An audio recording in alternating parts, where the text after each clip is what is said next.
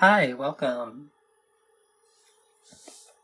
I was going through my old gaming stuff the other day, and I found my Dreamcast, and I couldn't help but notice that my Dreamcast was covered in dust, like it hasn't been used in a long time.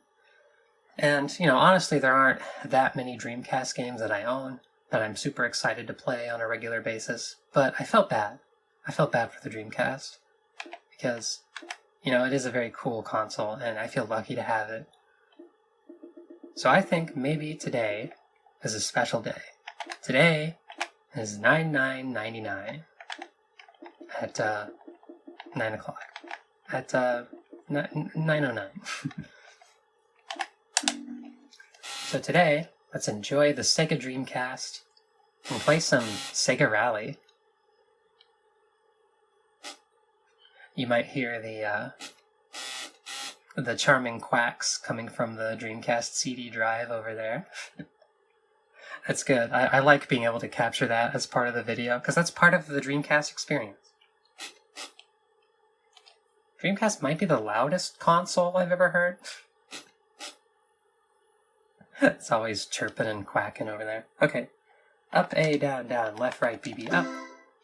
We are locked at 30 frames per second. Let's play some Sega Rally 2 fearlessly. I used to be kind of intimidated by this game because I don't know, it feels way harder than the original Sega Rally Championship on Saturn. Like, this game, there's not a lot of room for error, and the controls can feel kind of wild, kind of like you're sliding around the track, just on the edge of control, just barely keeping it together. We're going to do an arcade mode playthrough. I'm going to keep the difficulty on normal, which is the default difficulty. And you'll see, arcade mode on normal, it's pretty hard. I wasn't able to do it for a long time. And I'm still not that good at this game. But I feel like I'm at a point where I can get through the arcade mode on camera and show it off. So I'm decently proud of that, but hopefully I'll be able to do it today. Hopefully I won't choke. Because they give you just enough time to get through. At least if you're me and you're not that good. I'm sure some people can stomp this like it's nothing, but I don't know. Let me have this. Let me have my small victories. Oh, but the question is, which car do we want to take in? I actually have quite a few, because I've been playing through the championship mode. God, and I love all of them. There's so many cool rally cars in this game. I just unlocked the 205 Turbo. I'm thinking about doing either the 206 or the Impreza. Because, the Impreza has those nice Colin McRae rally vibes to it. I could also do the Toyota or the Lancia, because those are the classic Sega Rally cars. Ooh, decisions, I don't know. My cup runneth over. I'm trying to think, if you were watching a Sega Rally 2 video, which car would you want to see? I feel like there's a decent chance you would want to see the Impreza. I don't know, I'm kind of feeling the 206 now. Let's do it. Let's do the 206. Let's do the wide boy. The Peugeot 206 WRC. I like this car because it feels very responsive in this game. The turn-in is insane. You start the turn and it's like, what? You want to turn? And it just kind of zips in the direction you're pointing. Sometimes it feels like it's glued to the road. Feels pretty good. Felt good to drive in Gran Turismo 3, Gran Turismo 4. Feels good to drive here. It's those French cars, man. They know what they're doing. 3, 2, 1, go! Here we go.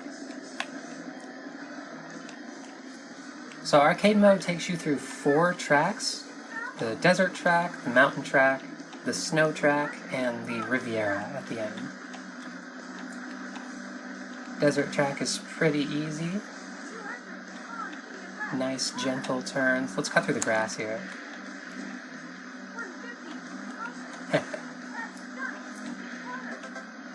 Cutting through the grass doesn't really slow you down at all. And it's a rally car. Cut those turns. Yeah, the 206 feels pretty good. Turn hard. Something I really had to learn when I started getting better at this game is you turn harder than you think you need to. Don't be afraid to just throw your car into those turns hard. Even if, like, turn harder than you might feel comfortable doing. Because it's actually pretty easy to come out of an oversteer and correct yourself, so just go no fear. If you hesitate, or you kind of go in weak on the turns, you'll probably understeer it and not make it. It's cool. I like how you can really feel the different surfaces, too. You feel a lot grippier on the tarmac than you do on the gravel. The 206, though, is pretty slippy even on tarmac. I think it just wants to slide. Hairpin turn. That wasn't very good.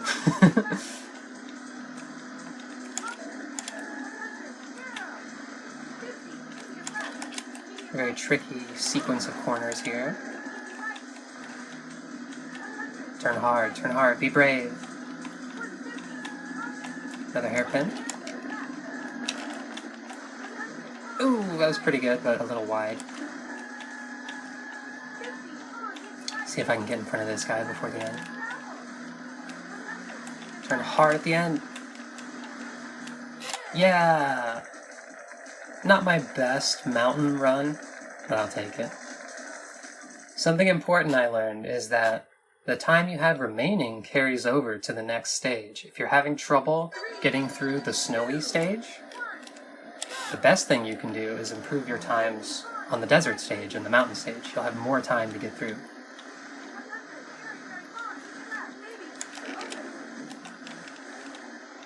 But now this is the real test right here. You feel the snow, you feel the slippiness. Your car wants to just slide way out to the edges. And you gotta fight to keep it in.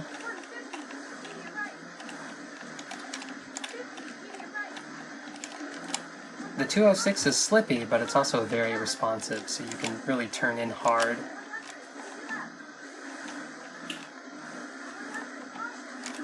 Hairpin time. Hey, that was pretty good.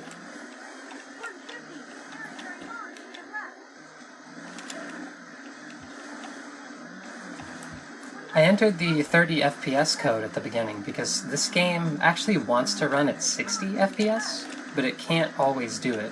And so it's kind of double buffered to switch between 60 FPS and 30 FPS, depending on like what performance it can achieve. And that can be kind of jarring when you're driving and all of a sudden your frame rate is halved, and then it's doubled, and then it's halved. I normally like to play driving games at 60 FPS, but having a very consistent 30, I think is more enjoyable than a kind of all over the place 60 in this game. Oh yeah, that was good. The Riviera track is cool because it's a short tarmac track and you do 2 laps.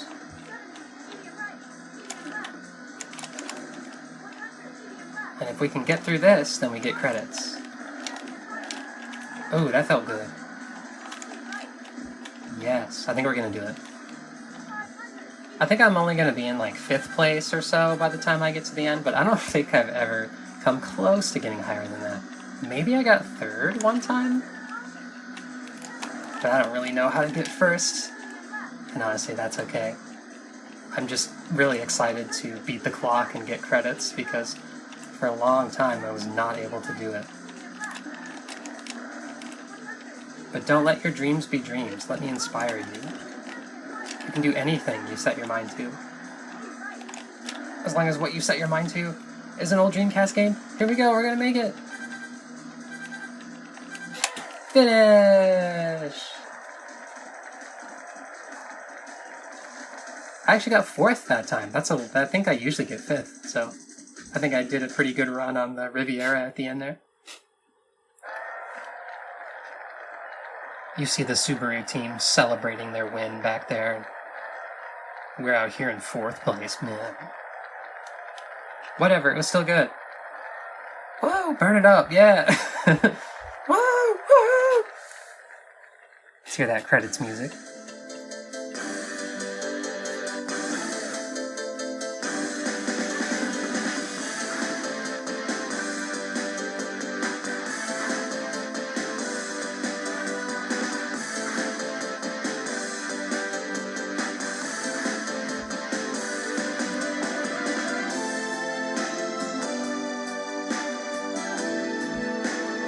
Look at me go.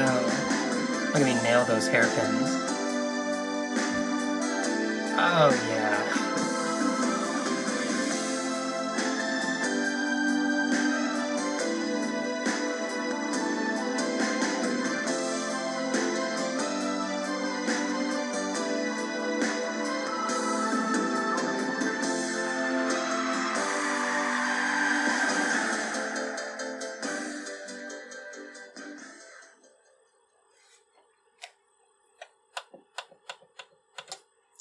Now, you might be thinking, what, is that the whole game? That was like 5 minutes. No, that's not the whole game.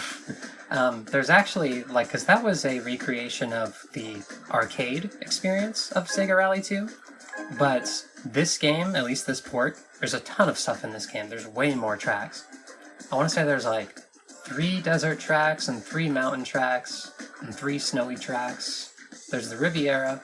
And then there's 2 additional environments. There's a muddy one and an island one. There's 16 tracks or something like that. It's actually pretty substantial. But I don't know, something about blowing through 4 arcade stages and getting those credits at the end, really satisfying to me. Just a nice recreation of that arcade experience.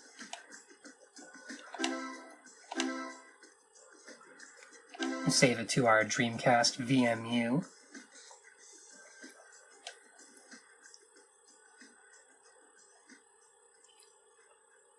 And there's so many cars to choose from. It's not like Sega Rally on Saturn, when there were 2, and then the secret 3rd one.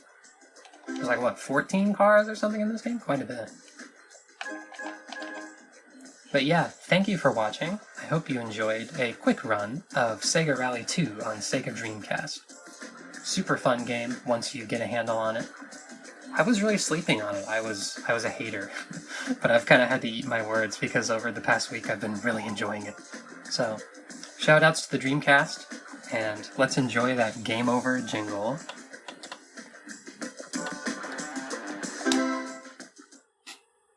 Game over, yeah!